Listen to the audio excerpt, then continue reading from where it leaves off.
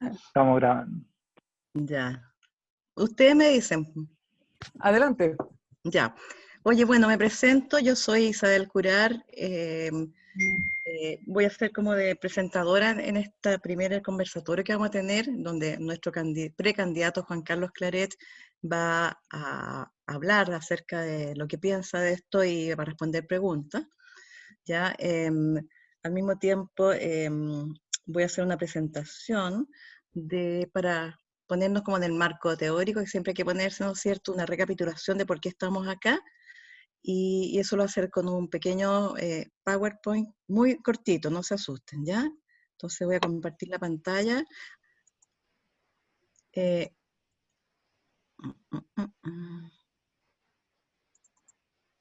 Ok, ¿se ve ahí?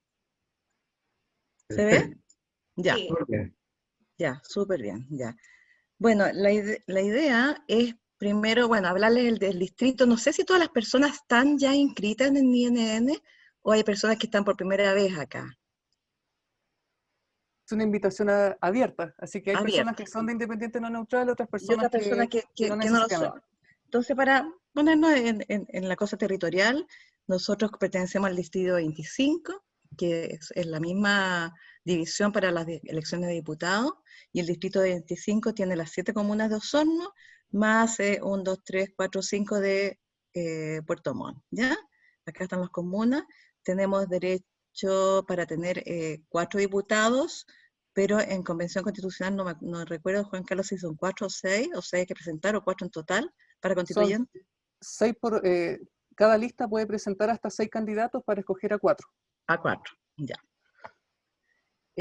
Bueno, y súper importante saber por qué estamos en esto y qué es lo que significa ser independientes, ¿ya?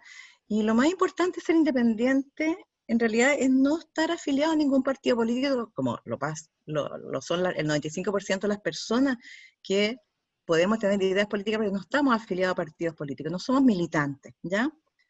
Y representamos, yo creo, una pluralidad de organizaciones de la sociedad civil, mantenemos nuestra independencia para apoyar a nuestros candidatos que queramos, digamos, pero obviamente no somos neutrales tampoco, porque la gente dice, bueno, pero los independientes no son neutrales, porque este votó por este. Oye, yo en mi vida, yo creo que a todos les pasa, hemos votado por distintos candidatos de distintos partidos políticos, y ser neutral no significa ser apolítico. Yo creo que al contrario, los que estamos acá es justamente porque nos interesa quién gobierne y cómo se gobierne, digamos. O sea, en el fondo tenemos un sentido de que la política es absolutamente necesaria, pero también se escuchó lo que dijo el plebiscito, que el 80% quiere que dentro de los convencionalistas o constituyentes convencionalistas, no sé muy bien cómo decirle, haya gente del mundo independiente, ¿ya? Pero que por supuesto compartan algunas premisas, algunos principios rectores. Por ejemplo, acá hay 3 principios rectores para independientes no neutrales, ¿ya? Que son el nuevo pacto para la nueva constitución, la dignidad humana como valor central y un Estado social, democrático, descentralizado, plurinacional y moderno. Son súper importantes estos 3 principios rectores porque de acá se derivan los lineamientos estratégicos o las líneas programáticas que vamos a ver después. Cuando hablamos de un nuevo pacto, una nueva constitución, en el fondo lo que queremos decir que es un pacto, pensé que estoy bajando acá porque me tapan, pacto que admite a todos y a todas, la participación de todos a todas, ¿ya? Y que reconoce la complejidad social, refleja la diversidad social también de los chilenos. Cuando hablamos de la dignidad humana como valor central, significa que los principios rectores de esta nueva carta se centran en que las personas nacen y permanecen iguales en dignidad, ¿ya? Lo que incluye también, esto es bien especial, porque también incluye dentro de la dignidad humana el respeto y la protección de la biodiversidad del planeta que habitamos junto a otras especies. Y cuando hablamos de un Estado social, democrático y descentralizado, plurinacional y moderno, estamos hablando de una democracia representativa, deliberativa y participativa, que la soberanía del Estado reside y es ejercida por el pueblo. Estamos hablando de un Estado laico que garantiza la libertad religiosa, Y estamos hablando de muchas otras cosas que no les quiero enumerar porque son muchas, pero para mí son las ideas centrales, ¿ya? La soberanía del Estado, el Estado plurinacional, democracia participativa, deliberativa y un Estado laico. En cuanto a los lineamientos programáticos, son 9, pero voy a destacar solamente lo que a mí me pareció más destacable. Es todo destacable, pero lo que me parece que es más propio de este movimiento. Anhelamos una constitución que avance en la igualdad de todas las personas, cualquiera sea su género, orientación sexual o identidad de género. Y se habla acá del principio de democracia de género, ¿ya? Que se establece como objetivo del Estado, porque una cosa es vamos a propender para, pero otra cosa es establecer como objetivo concreto del Estado eliminar los efectos directos e indirectos de las desigualdades de género. Consagra una igualdad sustantiva entre hombres y mujeres en todos los planos, en el acceso al poder también, en la toma de decisiones. Reconoce también, y súper importante, la relevancia pública y el valor social del trabajo doméstico. Consagra libertad y autonomía política, económica y física de las mujeres y de las personas con diversidad sexual para decidir sobre sus proyectos de vida. Algunos derechos constitucionales que una nueva constitución debe establecer específicamente para las mujeres serían vivir una vida libre de violencia, qué importante eso, que de verdad falta muchísimo para llegar a eso, ¿ya? Y son derechos, ¿ya? Y cuando tú se ponen como derecho, el Estado tiene que garantizar eso. Eso es lo importante. No es un deseo, no es una idea, pucha, sería bueno, no. Es un derecho, por lo tanto el Estado tiene que garantizar ese derecho a las mujeres. A las mujeres nos da susto salir a la calle después de cierta hora.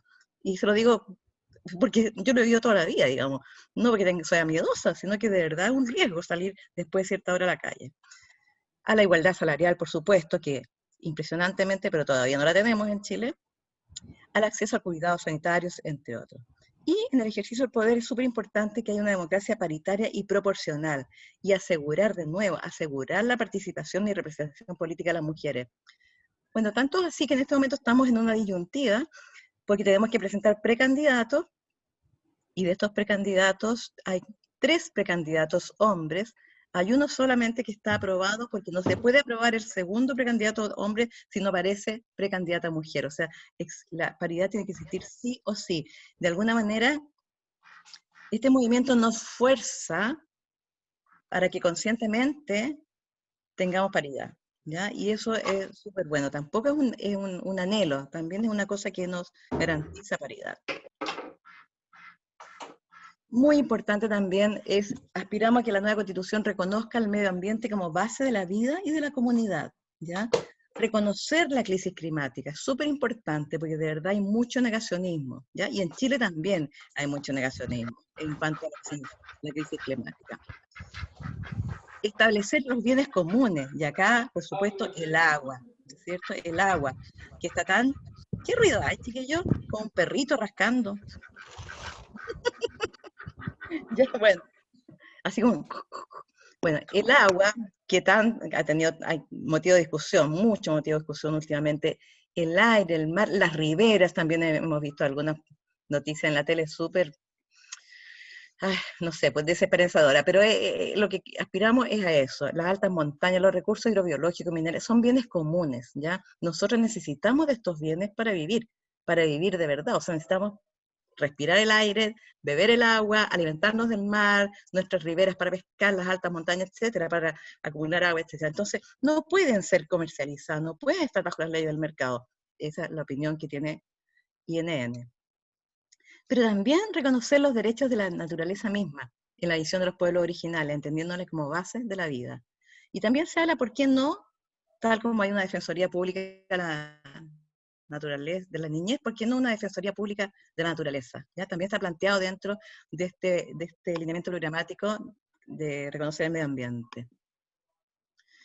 El tercer lineamiento programático, queremos una constitución que reconozca y resguarde integralmente todos los derechos, incorpore nuevos titulares de derecho también, y todos debidamente garantizados. Eso es súper importante, que siempre dice, esto está garantizado. No es una expresión de deseos nomás, queremos garantizar eso, ¿ya? Queremos que nuestra nueva constitución garantice todo lo que estamos diciendo. Tiene que haber un completo y equilibrado catálogo de derechos, deberes y garantías, mantener los derechos civiles y políticos actuales, pero además mejorarlo y perfeccionarlo, ¿ya? Y los nuevos titulares pueden ser, por ejemplo, la niñez, la adolescencia, derechos de los adultos mayores, de personas en situación de discapacidad, de grupos de protección especial por su mayor vulnerabilidad, etc. Muchos nuevos titulares de derecho pueden aparecer acá.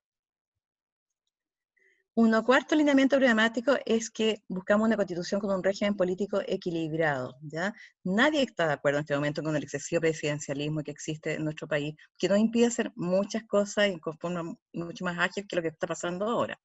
Entonces, la idea es equilibrar el poder entre el presidente y el Congreso Nacional, y hay distintas maneras de hacerlo. Una cosa es introducir este mismo sistema presidencialista algunas instituciones que permitan que la tarea de gobernar sea compartida. Otra es incorporar instituciones propias del régimen parlamentario, reduciendo el poder del presidente, en favor del fortalecimiento del Congreso en la función de gobernar. Por ejemplo, reducir la iniciativa del presidente a solo ciertas materias. En este momento tiene mucha iniciativa, tiene mucho poder de veto, mucho poder de llevar a TC, etc. Establecer la interpelación de la censura constructiva como un mecanismo también para controlar el ejercicio del poder. Y también facultad del presidente para disolver la Cámara de Diputados por una sola vez para llamar a elecciones anticipadas. Estos son ideas, ¿ah? O sea, lo que debe hacer la nueva Constitución es equilibrar el poder entre el Presidente de la República y Congreso Nacional. Pero, ¿cómo lo hacemos? Si es con una de estas ideas, con varias, con todas, o con otra que no apareció acá, es un tema que tiene que debatirse justamente en la discusión de la nueva Constitución. También aspiramos a una constitución que reconozca a los pueblos originarios de nuestro país, sus derechos y el carácter plurinacional del Estado. No sé cómo habrá estado hoy día el tema de los escaños reservados. No íbamos por muy buen camino, a mi parecer, ya, pero no sé cómo habrá terminado, si ustedes saben o no. ¿Se supo algo? ¿No? Ya. Bueno, la nueva carta debe establecer que Chile es un Estado plurinacional que asegura los derechos colectivos de los pueblos indígenas, en conformidad con el derecho internacional. Entonces, debe reconocer que los pueblos indígenas tienen derecho a sus propias formas de organización y administración territorial y de manejo de sus recursos naturales, ¿ya? En Chile no hay solo una nación, hay varias naciones, ¿ya? Entonces hay que reconocer y otorgarles derechos a todas las naciones que tenemos en Chile. Una constitución que establece el sexto lineamiento programático, un Estado descentralizado que propicie un desarrollo social y territorialmente pertinente y equitativo. Y qué importante, sobre todo para todos los que nos vivimos en la región metropolitana, es poner énfasis en esto, porque la centralización que existe en este momento no solamente es inequitativa, sino que además es muy ineficiente, ¿ya? El excesivo centralismo que existe en el manejo de los recursos, en el tema de los proyectos, de los fondos de desarrollo regional, etcétera, existe un centralismo excesivo. Ahora, la nueva carta debe contemplar los principios de descentralización política y administrativa que a su vez concreten la autonomía política, administrativa y fiscal de los gobiernos regionales y las municipalidades, ¿ya? También se habla de un principio de subsidiariedad territorial con prioridad del nivel local sobre el regional y del regional sobre el nacional. Me parece una idea súper valiosa. Y así, o sea, facilitar el tratamiento de cada localidad de acuerdo a su realidad, ¿ya? No todas las localidades tienen los mismos problemas, las mismas prioridades, las mismas características en su población, el mismo sistema comercial, etc. Una constitución que establezca un régimen democrático y representativo e instituya un instrumento de participación directa y deliberativa. Eso es súper importante, porque uno puede participar, puede votar, pero no siempre uno está seguro de que esa participación va a servir, va a tener un impacto en las decisiones que se tomen en el fondo, ¿ya? Entonces, se debe establecer constitucionalmente instancias de participación que sean vinculantes, ¿ya? En los casos que fije la Constitución y la ley, no todo tiene que ser vinculante, pero hay casos que tienen que ser fijados ahí mismo en la Constitución. Por ejemplo, cosas que yo tengo cierta experiencia en la cosa de los presupuestos participativos comunales, por ejemplo, y regionales. Es una experiencia, es un ejercicio muy valioso porque parte de la base de un territorio, de una localidad, de una comunidad, qué es lo que se necesita hacer, con cuánto dinero se necesita, qué recursos, y cuánto estamos dispuestos a pelear por eso, ¿ya? Y se otorga un presupuesto, hay presupuesto para eso. Plebiscito, por ejemplo, de reforma o cambio de la Constitución en distintos niveles de gobierno, iniciativa popular de ley, entre otros, y hay un montón de conceptos que son absolutamente novedosos comparados con lo que tenemos hasta el momento. Pretendemos también una constitución que consagre un sistema de justicia que resguarde el Estado democrático y de derecho y de los derechos humanos sin distinción, ¿ya? Acabar con esto de la justicia para uno y para otro, ¿ya? De los dobles estándares en justicia. Construir entonces una estructura judicial que garantice independencia, imparcialidad y eficiencia, que haya un sistema de rendición de cuentas y participación integrado por la sociedad civil, consagrar el principio de justicia popular para asegurar la protección de los derechos de la ciudadanía de manera imparcial, que haya una paridad de género en el Poder Judicial, que se reconozcan también los sistemas legales de los pueblos indígenas, y muy importante, subsumir, y que pucha que habría sido bueno que fuera así en este momento, ¿no es cierto?, con todos los atropellos que ha habido, subsumir a las policías bajo el control democrático civil, cuya principal función sea la seguridad de las personas y la prevención, ¿ya? Eso no lo tenemos en este momento, y bueno, hemos visto con la cantidad de atropellos que ha habido a los derechos humanos. La policía tiene que estar bajo el control democrático civil. Y por último, el último lineamiento programático, deseamos una constitución que establece un Estado social de derecho en el que las políticas económicas se definen democráticamente, ¿ya? Hay que establecer entonces los objetivos del Estado como el bien común, el bienestar social y el desarrollo humano y sostenible. Velar por los derechos de los consumidores también, ¿ya? ¿Y qué significa eso? Darle más atribuciones, por ejemplo, al CERNAC o hacer otro tipo de organización que pueda hablar por nuestros derechos como consumidores. Fijar las políticas económicas y los planes de desarrollo del país le corresponde a los gobiernos y a los representantes democráticamente elegidos. Esa fue una pequeña presentación que quise hacer un poco para ver en qué estamos, ¿ya? Porque no sé si todas las personas... ¿Cómo salgo de acá? Dejar, ya. No sé si todas las personas han leído los lineamientos programáticos, han leído el desglose de estos lineamientos programáticos. No sé, no sé si las personas acá están todas inscritas ya independientes no neutrales, o hay algunos que están viendo, lo que me parece súper bien, que estén viendo si les gusta o no este tipo de, esta comunidad que tenemos. Y bueno, estamos abiertos a recibirlos a todos y a todas, y lo antes posible, porque estamos con problemas para tener precandidatos, y nuestra prioridad en este momento, probablemente eso va a decir Juan Carlos, es una prioridad netamente pragmática y electoral. Necesitamos tener de acá a pocos días definidos todos nuestros precandidatos, que son precandidatos, ¿ya? Pero no podemos avanzar en precandidatos si no tenemos precandidatas, ¿ya? Entonces, si alguien se interese en ser precandidata, que lo diga ahora, ¿ya? Va a tener todo el apoyo nuestro. Juan Carlos, ¿quieres agregar algo? Sí, por supuesto. Muchas gracias, Isabel, por tu presentación. Para mí, Antonio, ¿cómo estás? Estamos escuchando ahí. Para mí ha sido muy significativa tu presentación por varias razones. Hoy día lo que estamos haciendo es conversar para precisamente conversar con ustedes, ver las preguntas, escuchar propuestas y sobre todo que juntos hagamos crecer propuestas desde el territorio que es el Distrito 25, que son las 12 comunas que conversábamos, que van desde San Pablo hasta las comunas de Los Muermos, porque voy de independiente. Pero ser independiente hoy día pareciera que es una moda. Yo quiero ser independiente, por lo tanto, como si fuera un test de blancura. Y lo cierto es que ser independiente lo único que garantiza es que uno no está afiliado a un partido político, no es militante. Entonces lo importante, y por eso los primeros minutos fueron dedicados a los lineamientos programáticos de independientes no neutrales, es que yo quiero llegar a la convención constituyente, pero no quiero llegar como un caudillo que tengo ideas personalistas y que lo único que quiero es que la Constitución se diga lo que yo quiero que se haga. A decir verdad, quiero llegar como parte de un colectivo, por eso soy el primer precandidato, estamos ahí trabajando para que podamos conformar una lista y cuando ustedes vayan a la papeleta van a encontrar no solamente mi nombre, sino que junto conmigo van a encontrar a otras 5 mujeres y hombres con los que soñamos un Chile distinto. Pero ¿qué tipo de Chile soñamos? Y por eso es importante que ustedes conozcan los lineamientos de independientes no neutrales para que tengan la certeza de que llegando a la convención constituyente no voy a proponer que Chile sea una monarquía, sino que vamos a trabajar para que Chile sea un Estado social y democrático de derecho.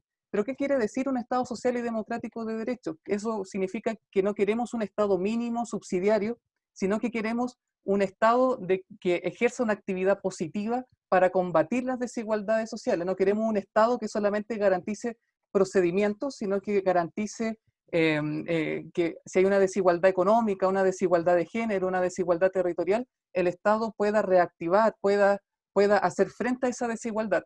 Pero la historia también nos comprueba, particularmente en el siglo XX, que cuando un Estado tiene mucha expresión, es fácil que decaiga en un totalitarismo. Y por eso este conversatorio no es casualidad que sea el día de hoy, que es el 10 de diciembre, el Día Internacional de los Derechos Humanos, porque los derechos humanos nacen precisamente como un límite a la arbitrariedad del Estado.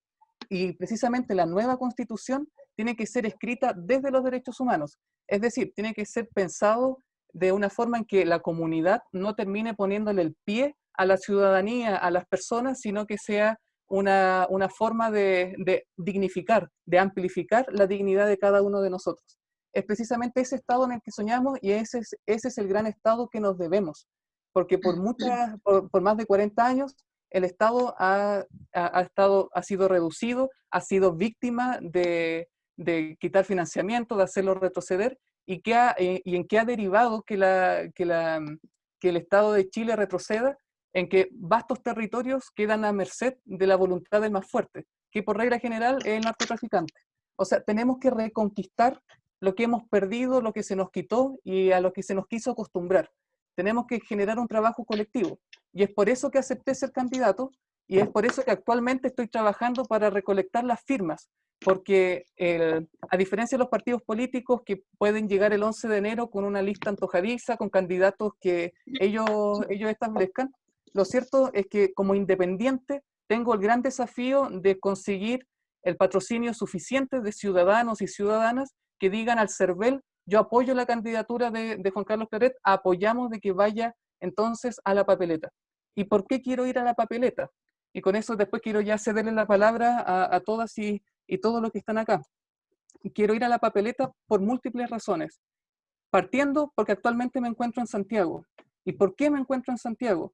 Porque cuando busco un tratamiento para mi hijo, la única forma de acceder a tratamientos, a exámenes que no se encuentran en Osorno, que no se encuentran en Puerto Montt, ni tampoco en la zona sur, es que estoy obligado a llegar a Santiago para hacer un examen bastante raro que se llama el área bajo la curva. Entonces, estoy en Santiago precisamente porque busco acceso a la salud, cosa que el territorio no lo tiene. Tuve que en el 2012 emigrar anteriormente a Santiago. ¿Para qué? Para estudiar la carrera y en la universidad donde yo quería. Quería estudiar Derecho, quería estudiarlo en una universidad que me asegurara que los contenidos que iba a estudiar sea desde un enfoque de Derecho y no desde un enfoque totalitario. Y por lo mismo, bueno, tuve que emigrar entonces a Santiago para continuar hacer mis estudios de Derecho. O sea, ha sido una constante en mi vida tener que moverme entre Osorno y Santiago. Y ahora que estoy pronto a recibir el título de abogado, ¿qué oferta laboral tengo en el sur? Entonces nos encontramos nuevamente con trabas en la que la gente de región tiene que emigrar a otra ciudad y pareciera que regionalmente no hay incentivos para que quienes nos tenemos que formar en otras ciudades regresemos. Pero eso no es casualidad. Que las regiones no tengan la capacidad económica para generar un mercado, generar incentivos, esto se produce precisamente porque desde la ley, porque desde la forma en que el Estado acoge los recursos y los distribuye, hay precisamente una desigualdad gigantesca. O sea, necesitamos a la hora de pensar la descentralización, que la descentralización no solo sea administrativa, sino que tenemos que pensar un país en el que la descentralización sea también económica, sea a nivel de prensa, sea a nivel también de conocimiento. Entonces, es precisamente por un compromiso con la descentralización de Chile que acepté ser candidato. Pero también acepté ser candidato porque pedí matrimonio y como soy también deudor del CAE, me acerqué al Estado para contarles de que, oye, me voy a casar. Pero no tengo trabajo porque todavía no tengo el título de abogado, entonces no me cobren por favor el CAE y me acojo al beneficio, digamos, de no pagar el CAE por cesantía. Y la respuesta que me dio el Estado fue que, bueno, usted si se quiere casar, no es creíble de que usted no tenga ingresos, por lo tanto usted tiene que pagar el crédito con aval del Estado ahora. O sea, y lo curioso es que la Constitución Política de la República, que es este librito, que es bastante pequeño, en el artículo 1 señala de que la familia es el núcleo fundamental de la sociedad, pero curiosamente, en la forma política que le dimos a nuestra sociedad, no hay un incentivo siquiera para formar familia. Entonces, tenemos que reorganizar las prioridades del Estado. Pero también quiero ser candidato constituyente por otra razón, y es que en la circunstancia actual en la que estamos, no da lo mismo por quién votar. No da lo mismo que a la constituyente lleguen personas que se casaron solamente con una forma de ver el mundo y son incapaces de dialogar. Constantemente en mi vida he tenido que sentarme a conversar con personas que piensan lo diametralmente opuesto a mí, y hemos podido crear una nueva realidad. O sea, necesitamos que a la convención constituyente lleguen personas sin duda con testimonio. La ciudadanía también quiere jóvenes y quiere también independientes, pero necesitamos personas que sean capaces no solamente de tener claridad de propósito, de decir esto es lo que queremos, sino que tengan la claridad también para saber cómo conseguir esos propósitos.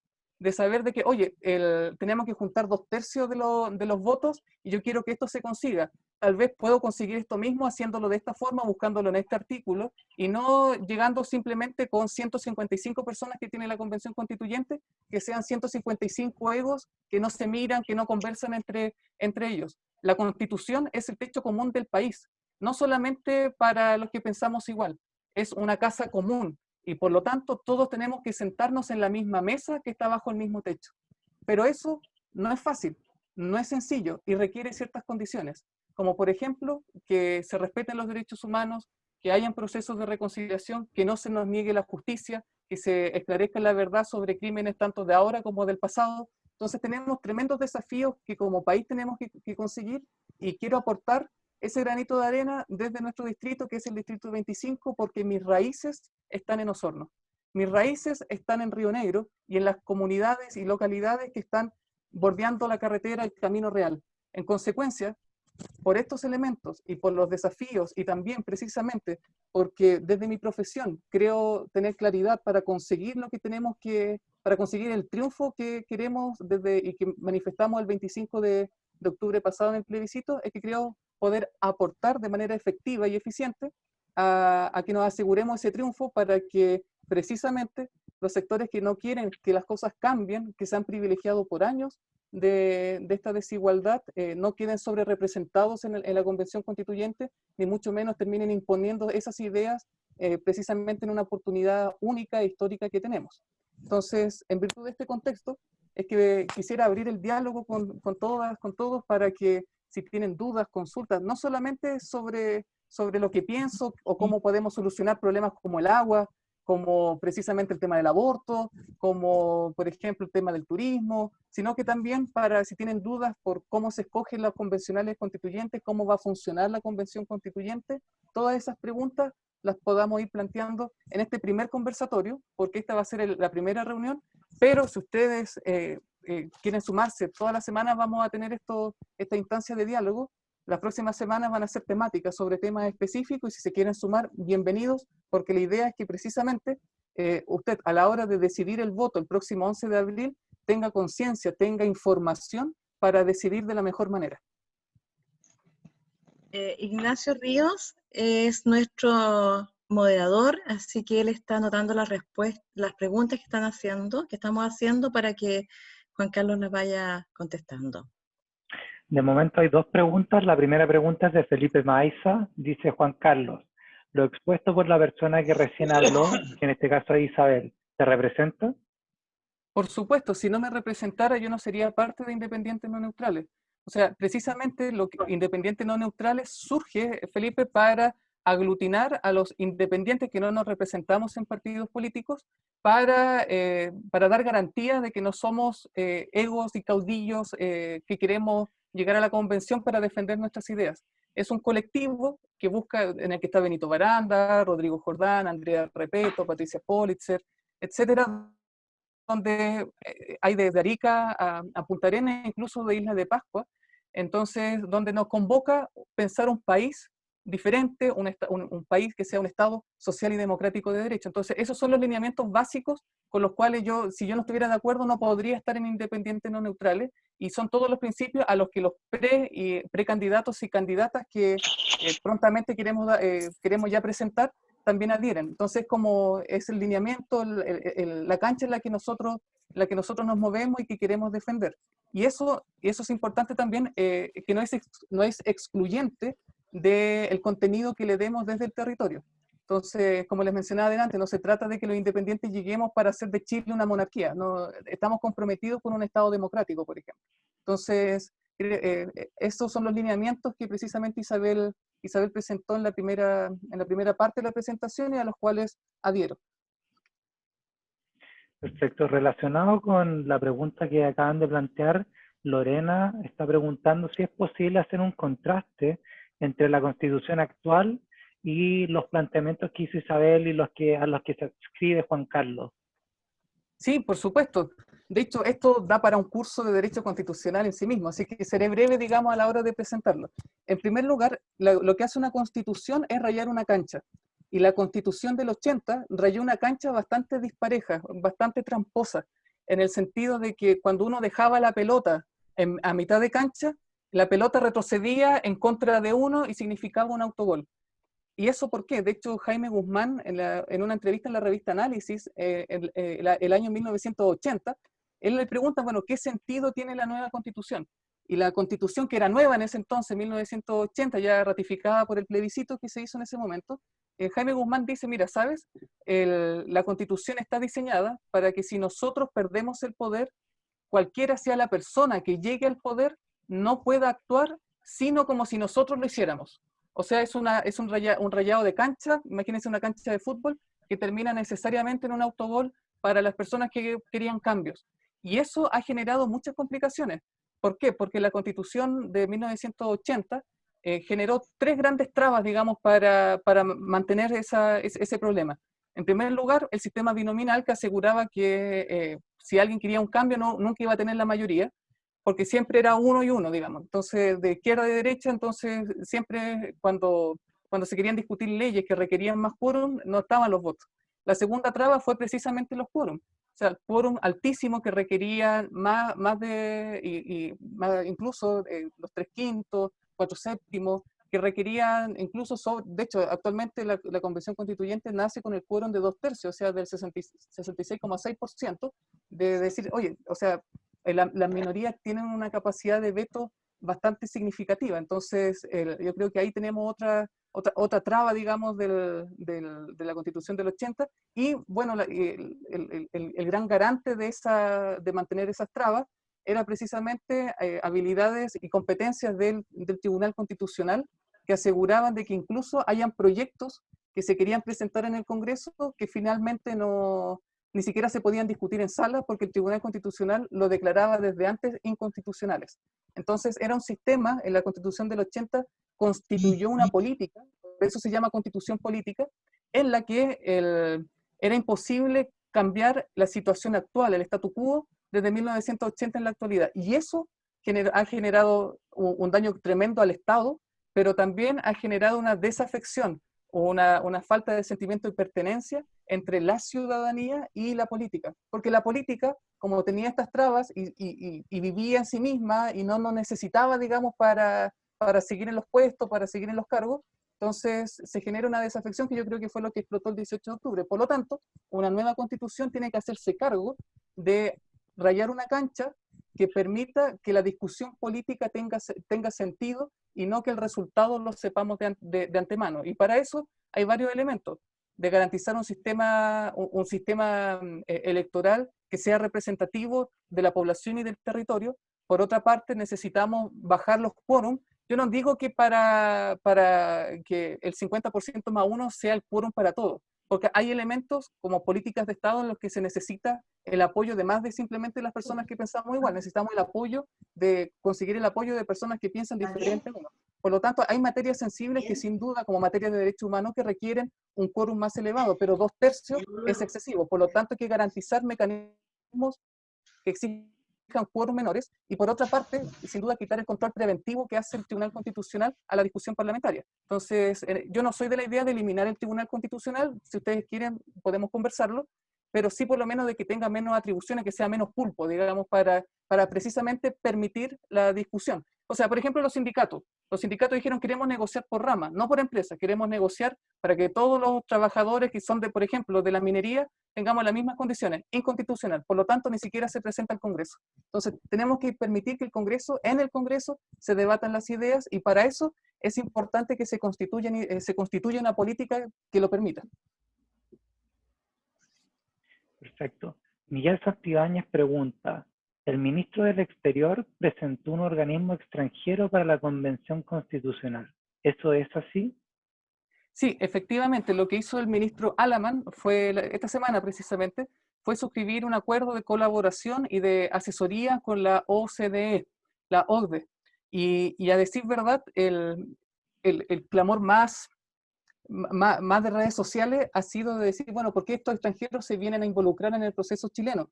Y a decir verdad, esa crítica tiene algo de razón, pero a mi parecer es insuficiente, por una razón bien sencilla, y por eso es que vuelvo a insistir que no da lo mismo a quienes se escoja, porque la OCDE es un organismo que ya, sin duda, reúne monarquías y reúne repúblicas, que reúne particularmente a las economías más desarrolladas, entonces uno podría pensar que podrían venir con la idea como imperialista para permear la Convención Constituyente. Pero lo cierto es que hay países que integran la OCDE y a los cuales se les pide, digamos, que tengan presencia en Chile durante la elaboración de la nueva Constitución, que son exitosos, por ejemplo, como Canadá, que son exitosos en la integración de los pueblos originarios. Entonces, yo digo, ya el canciller firmó ese acuerdo de colaboración, me hace mucho ruido, pero si yo soy constituyente y llego a la convención, en primer lugar, a mí no me van a imponer, digamos, como de la OCDE, nosotros, Juan Carlos, te decimos que tienes que hacer esto. O sea, es un órgano de asesoría que, de hecho, la ley 20.200, que es la que modificó la Constitución, le permitió esa atribución al presidente a que busque como organismo de asesoría, pero deme beneficio de inventario. Es decir, yo no me compraría todo lo de la OCDE. Si hay un comité asesor de la OCDE acá en Chile, yo le preguntaría, bueno, cuénteme Canadá, cuénteme Nueva Zelanda, ¿cómo lo hicieron para dar reconocimiento e integración a los pueblos originarios? Eso me interesa de la OCDE, pero no me interesa, por ejemplo, que nos vengan a decir que hay que privatizar las semillas, que tienen que ceder los derechos alimenticios del país y afectar de esa manera la soberanía del país. O sea, no me compro todo lo de la OCDE y por eso, vuelvo a insistir, no da lo mismo. Se necesitan que hayan constituyentes convencionales que sepan qué cosas son valiosas de la OCDE y qué cosas no son valiosas de la OCDE, como para decir simplemente con tu propuesta paso. Y esto es importante porque el caso chileno, el caso de la Convención Constituyente chilena, va a ser un caso que va a inspirar al mundo entero. Primera convención que es paritaria, o sea, vamos a tener organismos internacionales, a colectivos internacionales presentes en el país en el proceso de redacción. Y es ahí donde yo digo, prefiero tenerlos y no necesitarlos, que cuando estemos en la Constitución, necesitarlos y no tenerlos y tener que ir al extranjero a buscar gente. Yo creo que de antemano no es en sí mismo una mala noticia, pero sí es una noticia peligrosa. Por lo tanto, el que llegue a la Convención Constituyente tiene que conocer muy bien a quiénes pregunta y qué cosas pregunta para saber discernir con qué quedarse y con qué no. Gracias. La siguiente pregunta es de César y dice, si pudieras contarnos un poco del rol que jugaste en la destitución del ex obispo Barros, ¿en qué medida crees que esa experiencia puede ayudarte en el proceso de la redacción de una nueva constitución? Bueno, dicen que una experiencia no discernida es una experiencia no vivida, y a decir verdad, la experiencia de los 3 años, de entre el 2015 y el 2018, trabajando en comunidad para la destitución del obispo Barros, a mí me marcó no solamente en la vida, sino también profesionalmente. O sea, cuando tenga el título de abogado, mi compromiso es seguir trabajando para ver de qué manera el Estado de Chile puede hacer frente y dejar su actitud de cómplice no solamente pasivo, sino activo en cuanto a los abusos clericales. O sea, yo llegué a la organización de laicos y laicas de Osorno preocupado por mi comunidad, y fui bastante miope porque cuando comencé en todo esto, yo no conocía la magnitud de los abusos sexuales, tanto de la iglesia como en general. Y lo que pasó el 21 de marzo en la catedral, con la explosión que hubo dentro, fue precisamente porque ahí, y de hecho en ese momento comprendí que lo que era el obispo Barros se transformó en un paradigma, en la mejor representación de la impunidad del país. O sea, personas que pudieron haber participado, personas que vieron y que se hicieron los sordos, que se hicieron los mudos, que se hicieron los ciegos. Y esas personas terminan siendo promovidas, en cambio las víctimas terminan silenciadas, terminan con vergüenza, Entonces, ante esa realidad, yo dije, aquí yo me comprometo. Y esto me marcó vitalmente a tal punto que mi profesión quiero consagrarla a eso. Y a tal punto también que, de hecho, aquí los tengo. Mi tesis de pregrado lo dediqué a escribir 3 libros, precisamente para hacer frente a los abusos sexuales en la iglesia, y tiene una aplicación más allá de la iglesia, porque lo que está de fondo en todo tipo de abuso sexual es un abuso de poder. Y precisamente este librito, pequeño, que en la Constitución lo que busca es distribuir el poder. O sea, yo a través de la iglesia descubrí cómo, en primer lugar, podemos trabajar comunitariamente y sostenernos mutuamente en tiempos muy difíciles. Si el trabajo de la organización no fue fácil. Muchos conocen el resultado, ya Barro renunció y finalmente todo el episcopado termina renunciando y el Papa después termina pidiéndonos perdón. Pero por otra parte, esos 3 años no fueron tema fácil, hubo muchas lágrimas entre medio, personas despedidas por esto, personas agredidas por esto. Entonces, comprendo desde la experiencia personal en todo esto de la necesidad de un trabajo colectivo, un trabajo en grupo, no solamente para materializar grandes ideas, sino también para apoyarnos. Por otra parte, si el abuso sexual es un problema de poder, la Constitución tiene que distribuir el poder, porque que Chile sea un país con una de las mayores tasas de abuso, no solamente sexuales a menores de edad, sino personas a adultos mayores, a adultos vulnerables, es precisamente porque hemos construido un país donde la vulnerabilidad tiene mala fama. ¿Quién quiere ser una persona que llora cuando en Chile el que, ojalá el exitoso, el invulnerable, el que nunca llora, el que le pone el pie a los demás, es el que consigue el éxito, los aplausos? Y eso no es casualidad. Que la Constitución del 80 haya orientado todo el quehacer público al trabajo individual más que colectivo, al trabajo egocéntrico más que comunitario, a preocuparnos precisamente de conseguir plata, en vez de preocuparnos por quién tenemos al lado o a quienes tenemos bajo el mismo techo. Eso está redactado en esta misma Constitución. Y esto se consiguió de muchas maneras, dándole un extremo énfasis al tener más que al ser, a negar cualquier tipo de posibilidad, digamos, de presentar modelos alternativos para vivir. Entonces, ante eso, particularmente en el primer capítulo de la Constitución, están las bases del país que queremos construir. Y cuando llegue la Convención Constituyente, quiero que esas bases, ese primer capítulo, permita precisamente un país diseñado para las personas que están cansadas, un país diseñado para las personas que han sufrido y que no por eso tengan que vivir con vergüenza. Entonces creo que ahí tenemos un gran desafío que hacer, no solamente por nosotros, sino por las generaciones que vienen. O sea, que Chile tenga una de las mayores tasas, digamos, de enfermedad de salud mental, que vivamos constantemente en estrés, no es casualidad. Hemos diseñado una sociedad del cansancio, y eso se puede comenzar a combatir en la Constitución. Pero eso, sin duda, la Constitución es importante, pero no lo va a solucionar solamente por decreto. Pero por lo menos este libro puede obligar a ser exigible que desde el Estado se trabaje en esa dirección. Perfecto. Lorena agrega a su pregunta anterior, ¿cuáles son las reformas que se hicieron durante el gobierno de Lagos a la Constitución? Son varias, y de hecho la reforma del presidente Lagos fueron muchas menos de las que se hicieron en 1989.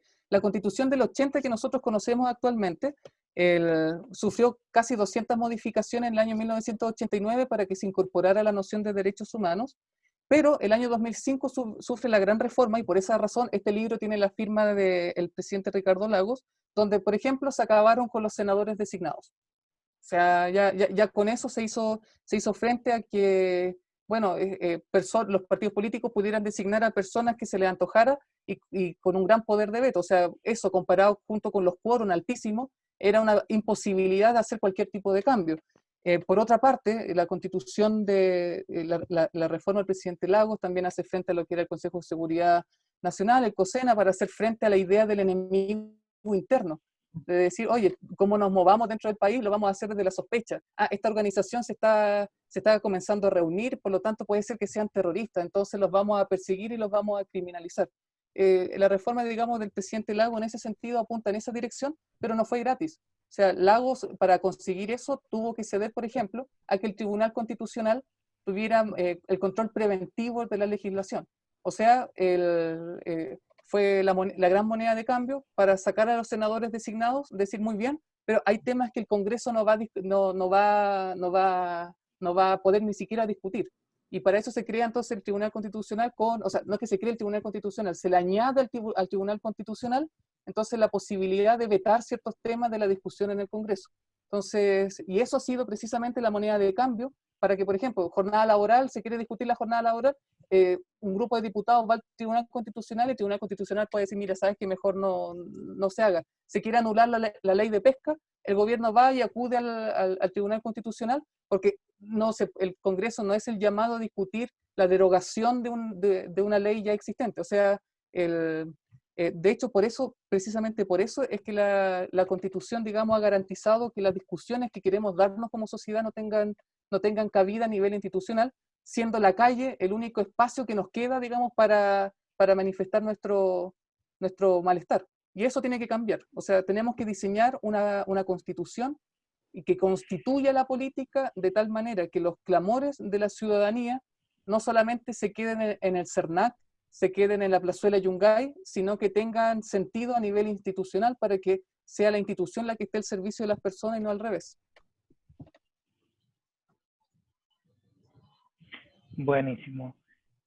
Lorena plantea que leyó un artículo sobre la Asamblea Constituyente de Irlanda, que pareciera ser muy interesante. Por casualidad, ¿está al tanto de qué sucedió en Irlanda? Sí, no, por supuesto. De hecho, el proceso en Irlanda fue muy interesante, pero tuvo un solo problema. De hecho, la Convención Constituyente de Irlanda no tuvo consecuencia posterior. La Convención Constituyente de Irlanda sacó un texto constitucional muy bueno, pero que simplemente no se transformó en constitución vigente. ¿Y por qué? Porque en vez de que en el proceso de redacción se incorporaran a todos los sectores, porque vamos a permitir la Constitución es el techo común para todos los chilenos y chilenas, se enfocaron en que sean representativos solamente de un solo sector, sacaron una Constitución, legalmente hablando, muy buena, muy novedosa, pero que a nadie convocó. Y yo creo que ese es el principal problema que tenemos hoy día. O sea, cuando los partidos políticos que representan a menos del 5% de la población quieren estar sobre representados en la Convención Constituyente, tenemos ahí un serio problema. Y es que puede ser que entonces las personas que sean representativos del clamor ciudadano puede sentirse no representado o sea, el ciudadano puede sentirse no representado por el proceso de redacción constitucional. Y eso yo creo que es el principal riesgo que tenemos. O sea, el proceso, y en esto quiero ser súper responsable, aunque sea impopular, el proceso de la Convención Constituyente en sí mismo ha generado ciertas trabas orientadas para hacer fracasar el trabajo constituyente. Ya, por un lado, se habla de los 2/3, pero yo digo los 2/3 no es inabordable en la medida de que más o menos se escojan constituyentes que sepan lo que tienen que hacer, digamos.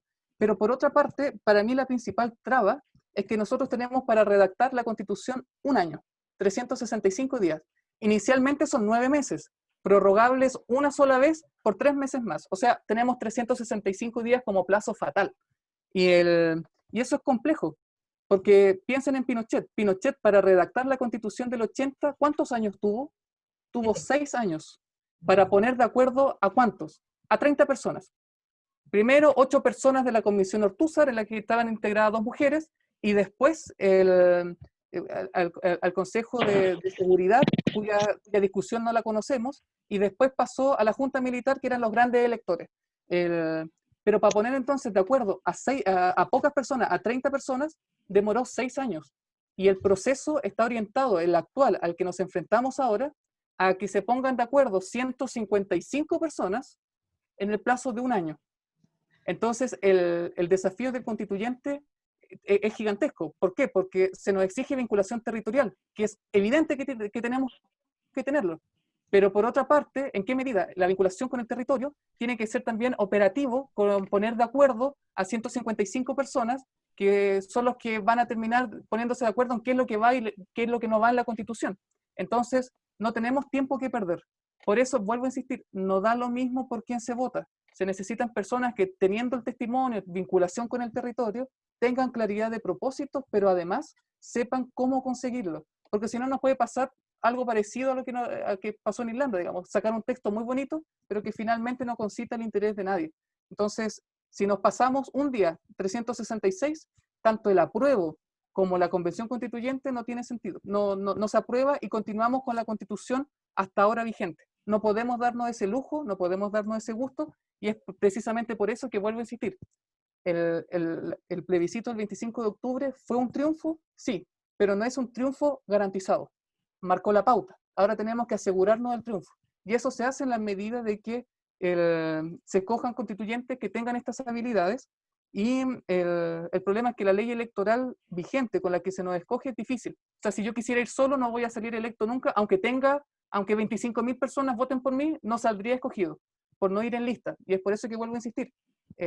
A propósito de la pregunta de Felipe, por eso es que voy junto con el colectivo Independientes No Neutrales, porque tenemos que constituir listas para que estas ideas se conviertan en realidad y lleguen a la Constitución. Muy bien. Luis Castro pregunta, ¿qué modificación hizo Frey a la Constitución de 1908? Sería interesante, eso igual da para mucho, pero yo diría, más que una modificación constitucional, yo pondría el acento en las modificaciones administrativas que hizo Eduardo Frei, y que tiene particular vinculación con Osorno a propósito del desastre que tuvimos con ESAL hace unos meses. Y por una razón bien sencilla. Ese gobierno en particular va a ser el punto conflictivo, el punto de choque, el tema del agua. Y lo gracioso es que la Constitución, en el artículo 19, uno de los numerales finales, aborda el tema del agua. Y establece, si se escuchan ruidos de fondo, son mis mascotas, así que para que no se asusten. Y el tema del agua es un problema para nosotros, por varias razones. O sea, nos enfrentamos cada verano a una sequía que es mayor, nos enfrentamos con concesionarias del agua que no tienen fiscalización y por eso pueden tener las llaves del petróleo encima del agua, y si hay una filtración pasa lo que nos pasó en junio del año pasado. Y por otra parte, en el gobierno, ¿cómo se entiende, digamos, que para administrar el agua se puede hacer tan ineficiente? Y eso se comprende no a nivel constitucional, sino que se comprende a nivel administrativo. Porque la Constitución, en cuanto al agua, lo reconoce como un bien nacional de uso público, pero al mismo tiempo reconoce que uno puede tener dominio sobre toda clase de bienes, corporales o incorporales. Y eso fue usado mañosamente para incorporar como parte del derecho de propiedad los títulos de aprovechamiento de agua, los famosos derechos de agua.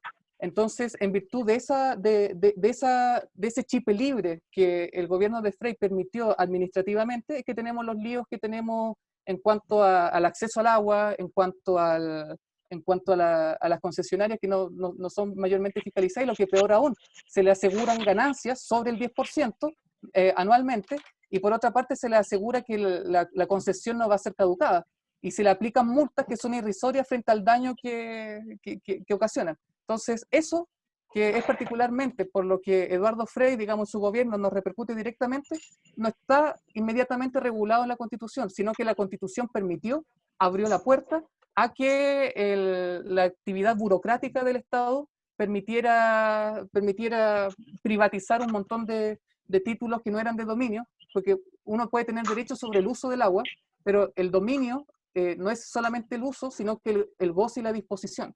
Entonces, se hizo una interpretación torcida. Por lo mismo, quiero poner sobre la mesa el que no solamente no da lo mismo a quién se escoge, sino que también no da lo mismo qué se dice en la Constitución y qué no se dice en la Constitución.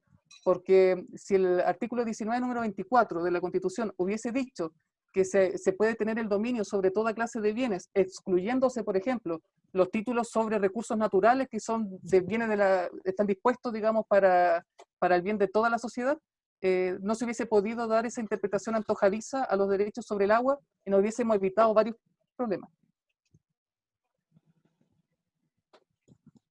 ¿Hay alguna otra pregunta? Sí, Lorena pregunta, ¿la Constitución del 80 como documento legal es un documento contundente? Bueno, depende de qué se entienda por contundente. El problema de la Constitución del 80, no sé si represento a quien me hizo la pregunta, El problema de la Constitución del 80 es que es una Constitución bastante rígida, porque a decir verdad, si uno revisa particularmente desde el capítulo 4 en adelante de la Constitución, la excesiva reglamentación de un montón de procedimientos se hace, digamos, inviable que haya una discusión política real. Entonces, hay una discusión, no les quiero dar la lata en todo esto, pero a nivel constitucional se discute, bueno, ¿la Constitución qué es? ¿La Constitución tiene que ser rígida o tiene que ser flexible? Pero ¿cómo se adquiere la flexibilidad?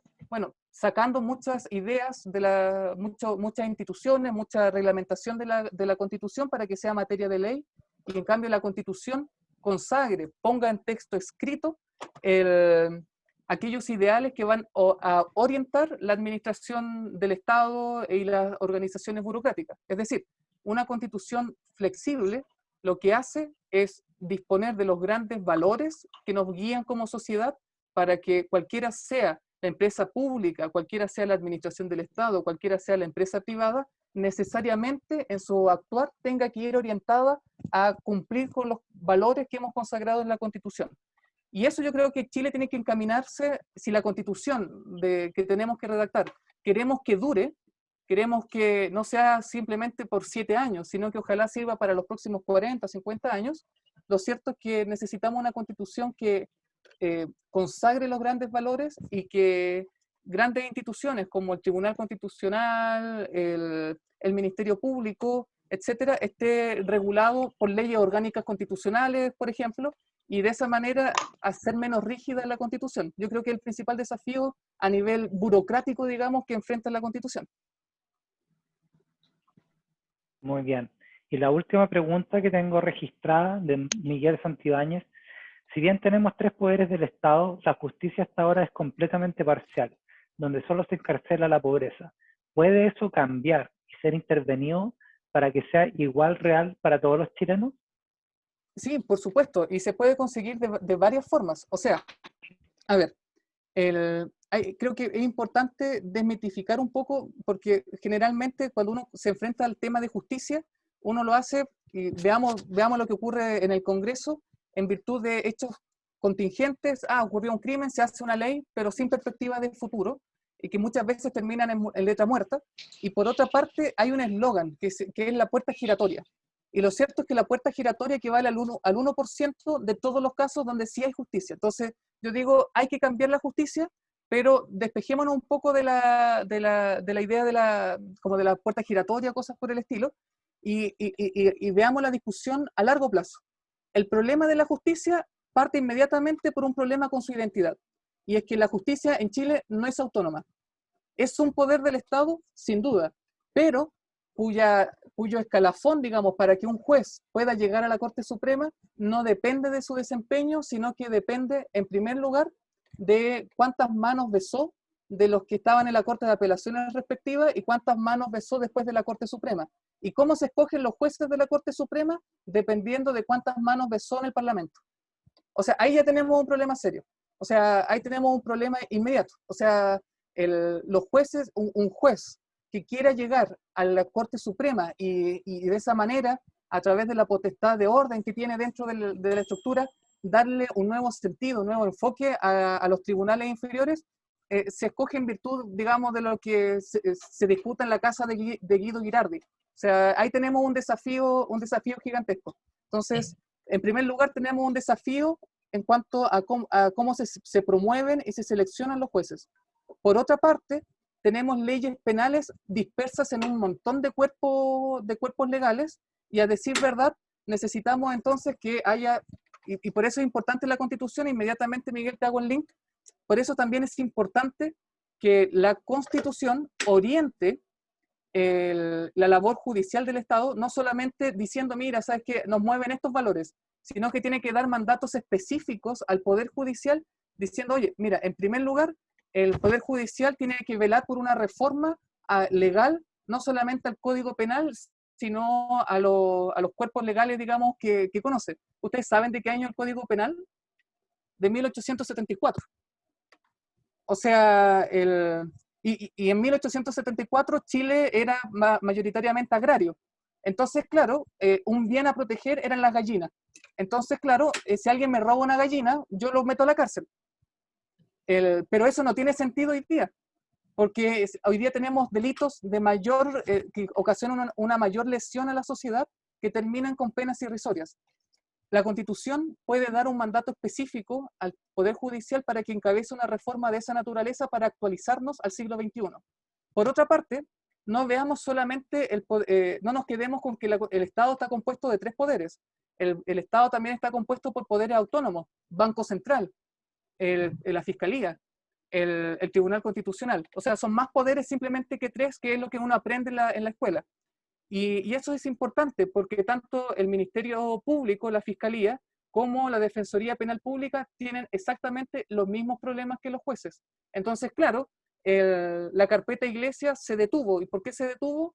Bueno, porque el fiscal nacional, para ser fiscal nacional, tiene que besar muchas manos, porque si no, no sale elegido. Entonces se deben favores mutuamente. Entonces ahí tenemos un problema grave.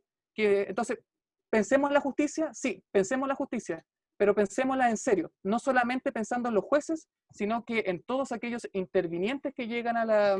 Y aquí, además, incorporamos a la PDI, incorporamos a Carabineros, y el abanico, entonces aquí se nos dispara. Por lo mismo, necesitamos entonces personas que lleguen con visión de Estado a la Convención Constituyente.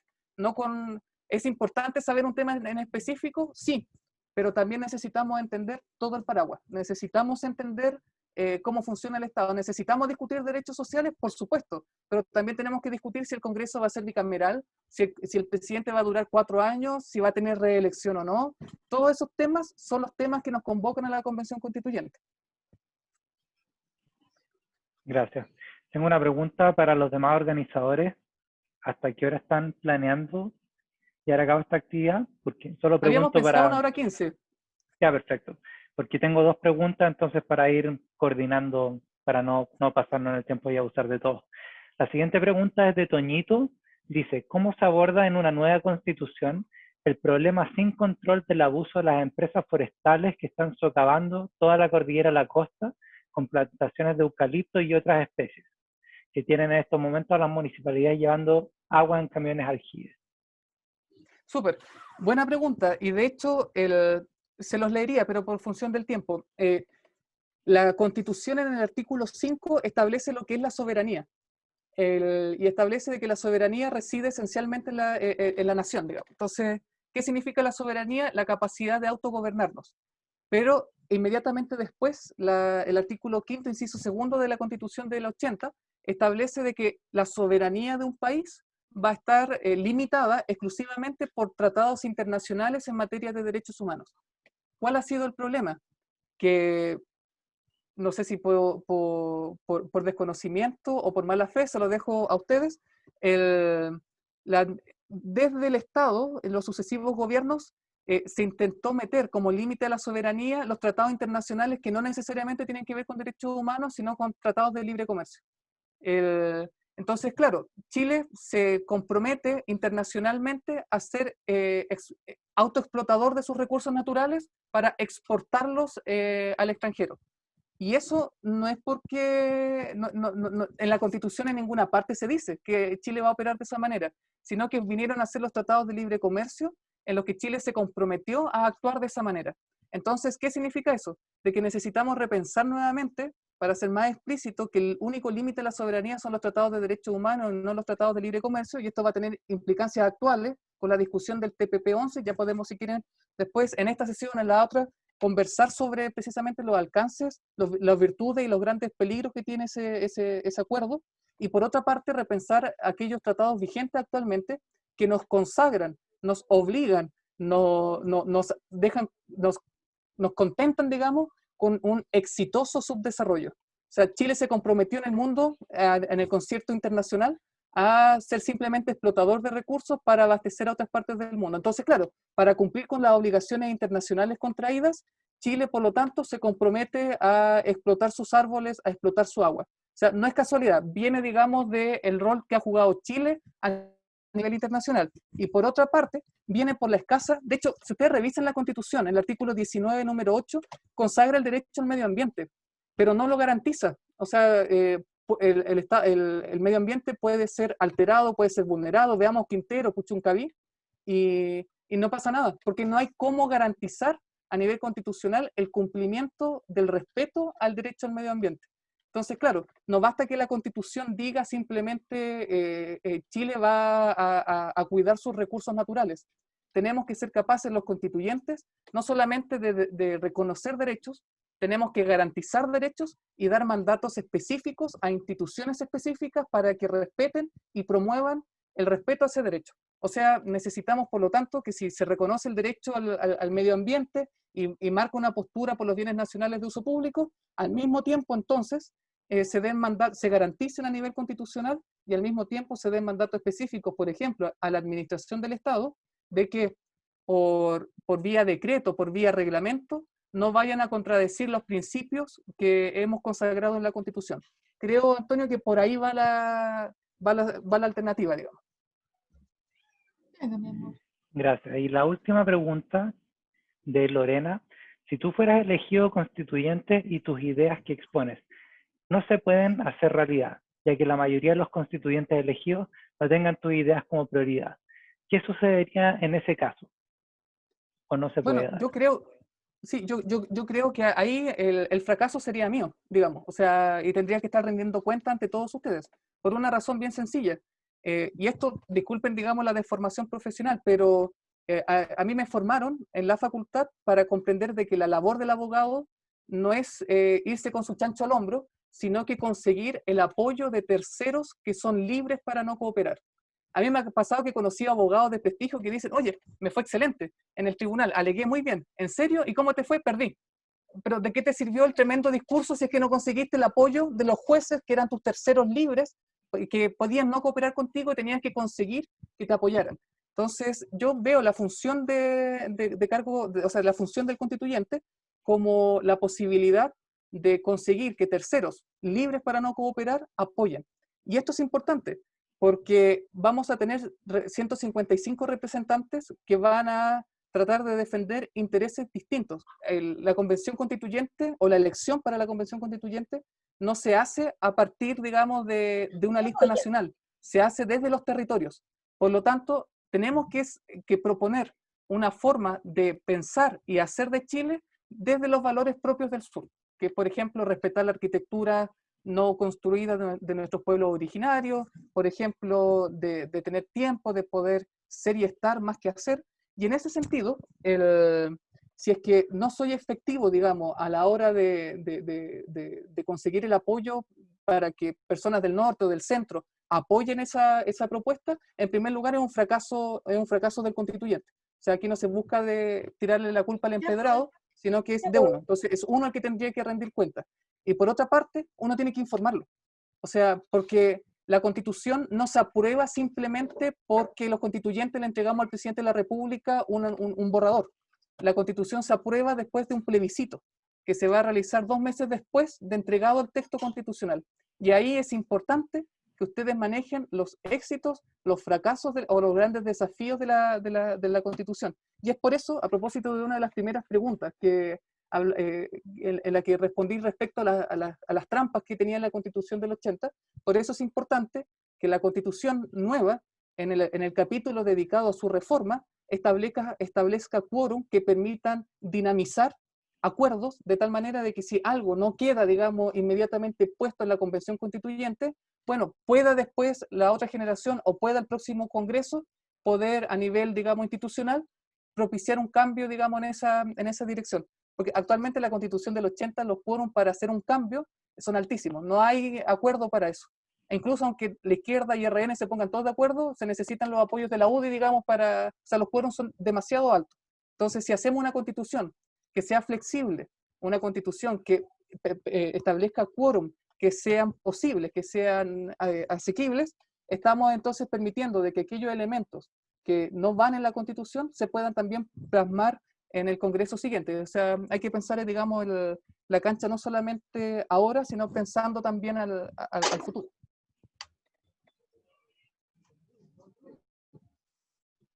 Bien, ¿hay alguna otra pregunta?